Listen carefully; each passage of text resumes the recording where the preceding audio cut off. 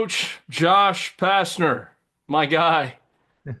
First and foremost, man, the last couple of years working with you at NBC was a blast.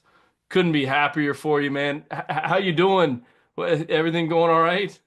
Yeah, well, to echo that, Coach McCall, I mean, I love being, with you and everyone there alongside you as well too, and I had a blast doing that. And obviously, when this opportunity came about, I mean, you know how it is. You just, there's some opportunities that are just darn special, and being just like yourself, being a basketball guy growing up, watching UNLV when I was younger, being in the West Coast at Arizona and understanding the two, juggernauts, the powerhouses, the elite programs in the West at that time was UNLV and Arizona. So understanding about this place, and then having the opportunity to kind of put that polo on that says UNLV, the hair on the back of your neck sticks up, and you kind of get goosebumps about that. So but it's been awesome. It's incredible. But it's been fast and furious because you get in and there's so much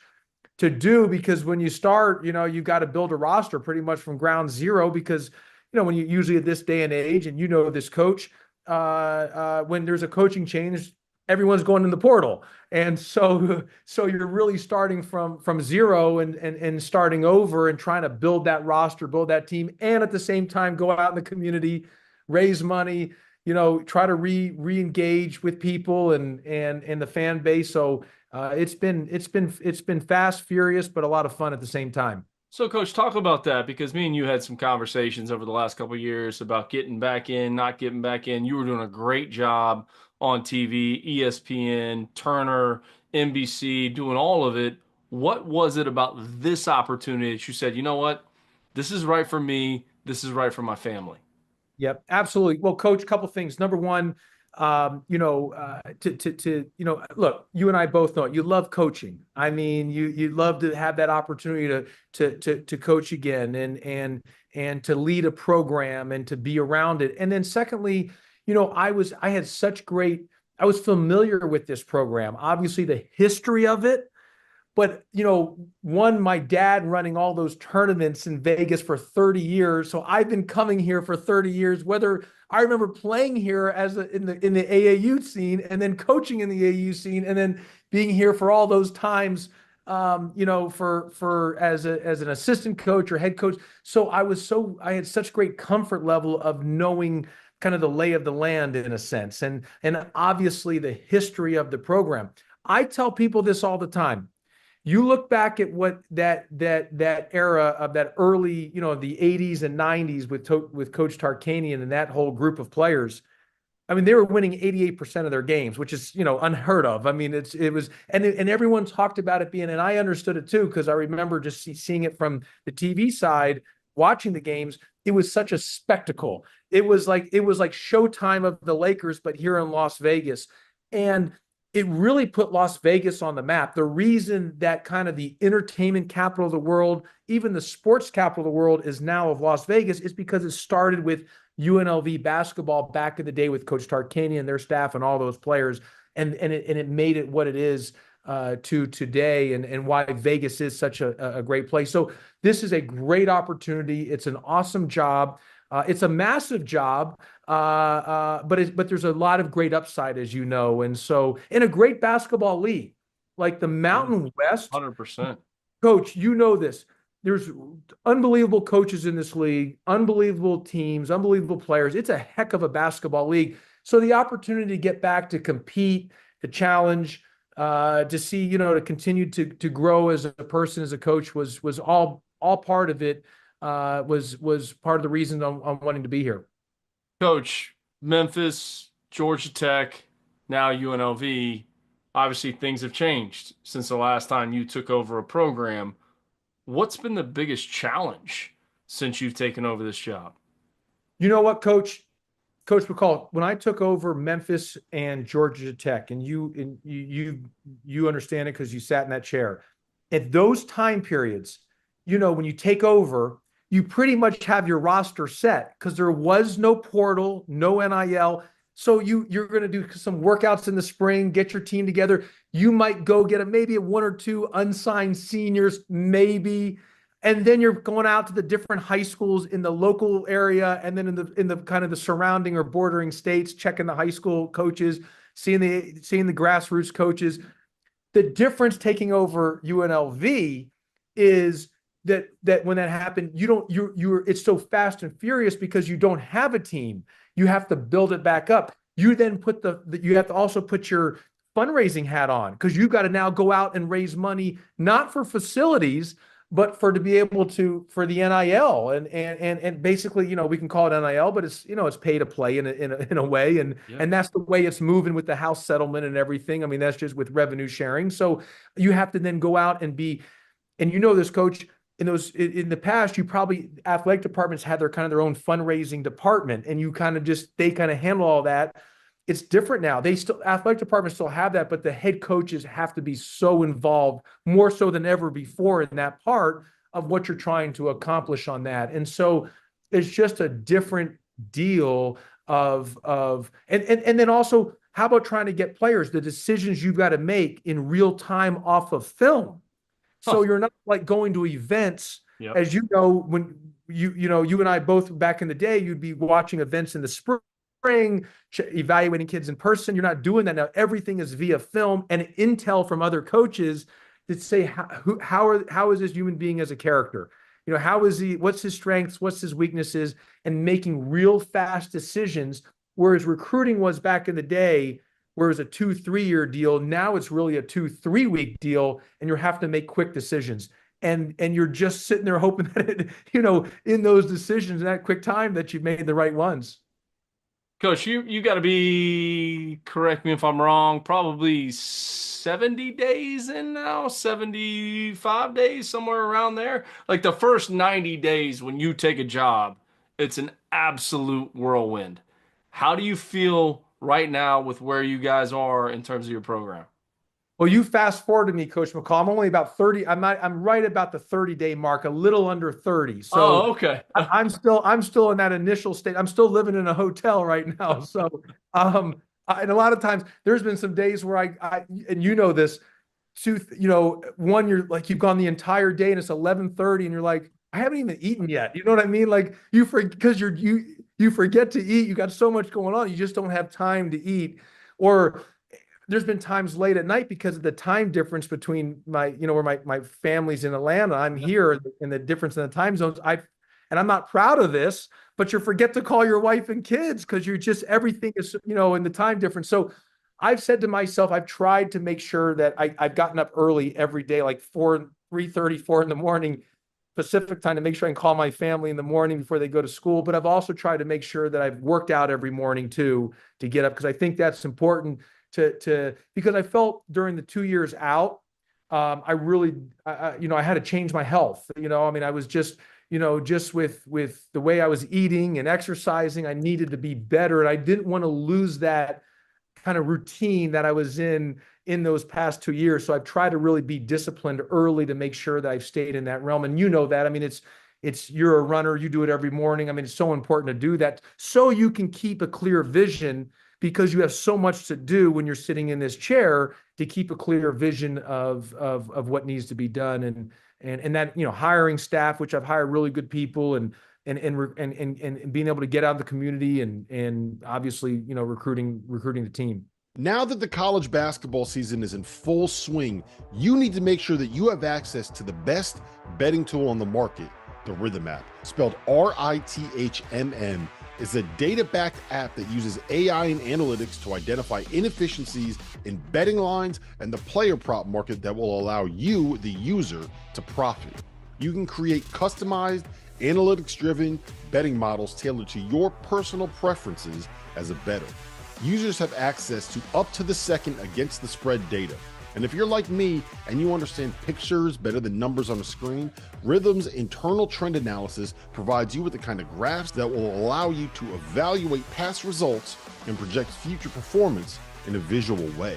Every Division I college basketball team is included in the Rhythm's metrics. Free subscribers to the Field of 68 Daily will get 25% off for a Rhythm subscription. Use the QR code on the screen to sign up or download at the link in the description.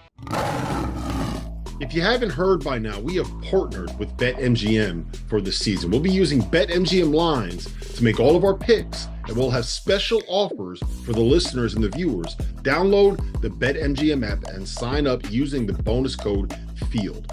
Deposit at least $10 and place your first wager on any game, and you'll receive up to $1,500 in bonus bets. Go download the BetMGM app and use the code FIELD today.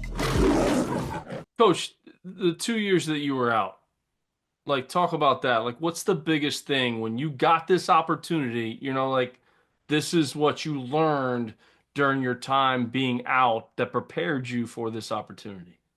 Coach, it's interesting when you're coaching your team, you're so inundated and focused and locked in on your team, and you have such blinders on, in a sense. You might watch some other games here and there, but you know how it is. You're fixated on your group, and you don't have a lot of opportunities during season to watch other things, to really study and learn. You can do things in the summer, but it's different than when you're watching things. TV really allowed me to study other programs, to talk to a lot of other coaches who gave me a lot of information that probably would not have given me that information if I was competing against them, because it was inside information on things within their program.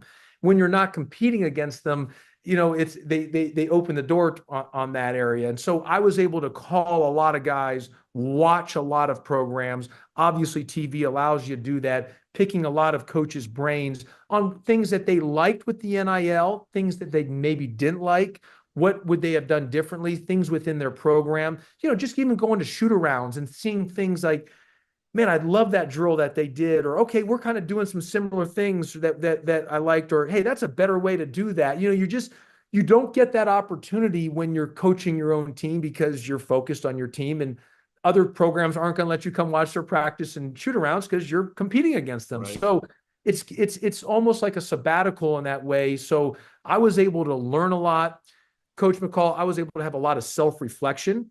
I was able to really think about things. I spent a lot of time even going back to my teams at Memphis and even early on at Georgia Tech, things that, okay, man, we really did some great things here, but maybe this was something that I see it. I didn't like how we did this, and we got to be better in this area. It allowed me to really reevaluate all my 14 years as a head coach. And when you don't really get to do that a lot of times when you are coaching, because you're really just evaluating sometimes your past season. I really got a chance to really have a deep dive into my 14 years as a head coach on the things I thought we did well and other things that we need to get better at. Have you had any opportunity to get on the floor right now? Or has it been all recruiting, transfer portal, everything? Like, have you had an opportunity to actually get on the floor and work with some of your players that may be staying? I've had some opportunities to work out two players who I've been able to convince to stay, and they've been staying. I'm so thankful for that, and they've been great.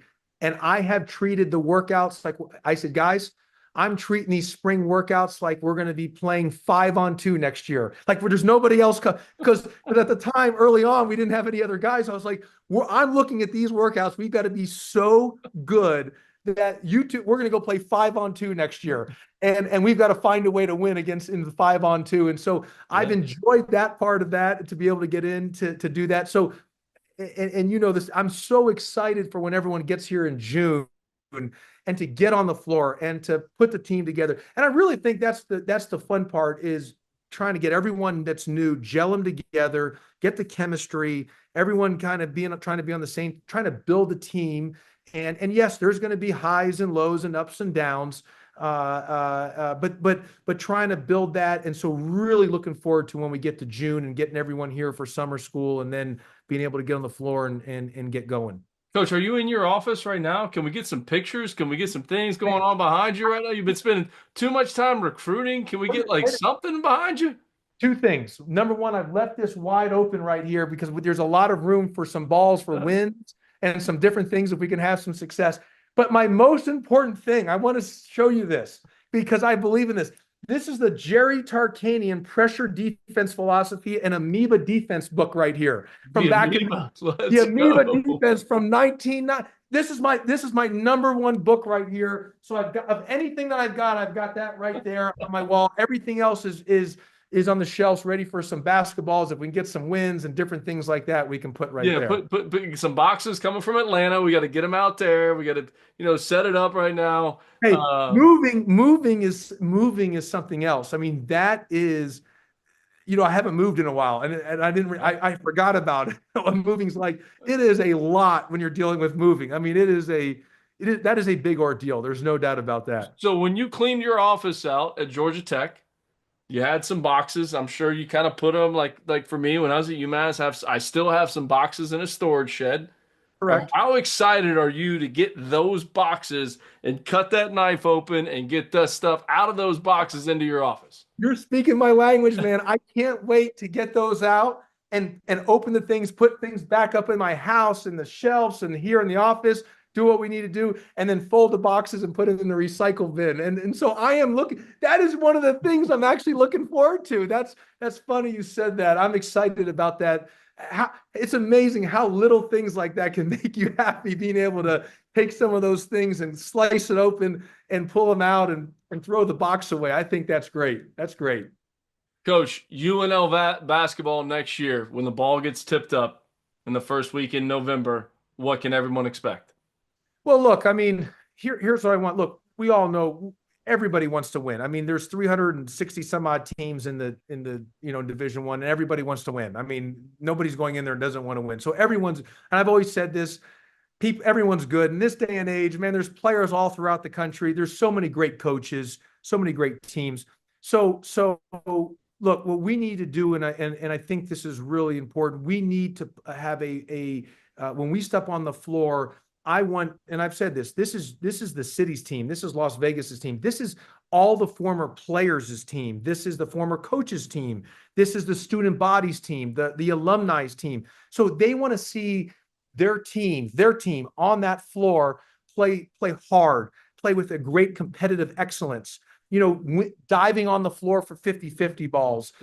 Playing with such great intensity and appreciation. They don't want to see their team ever try to play entitled. They would, those type of things, trying to be great defensively. Because this, coach, there's going to be times where you're just not good. You're going to have some off nights offensively. You've got to hang your hat on those effort plays. You got to hang your hat on the defensive end. So if we could do that, play the right way and play with great passion and enthusiasm and play with great excitement and joy, man, there'll be a lot of good things moving forward. And I'm looking forward to try to build that and for us to instill that into our group when we get them here this summer. Coach, I know this. You're 2 years out. You were awesome on TV. Jeff Goodman's not very happy with you because I think you only did like 3 or 4 Field of 68 episodes. And I get it. It's late. It's at 11 o'clock at night. You got to stay up all night watching some games, man. But we wish you all the best, and we're rooting for you. No question about it. Now being in the Mountain West, this is great for the Field of 68. Yes. You guys being up, we'll be just finishing games. This is perfect timing for Field of 68. I hope we could have a couple wins where you guys can have me on. Yes. After the game. So it'll be perfect timing at that point. We'll get you on. We'll probably get you in one of the Goodman Doster classics there, the Field of 68 classics. So, Coach, man, congratulations.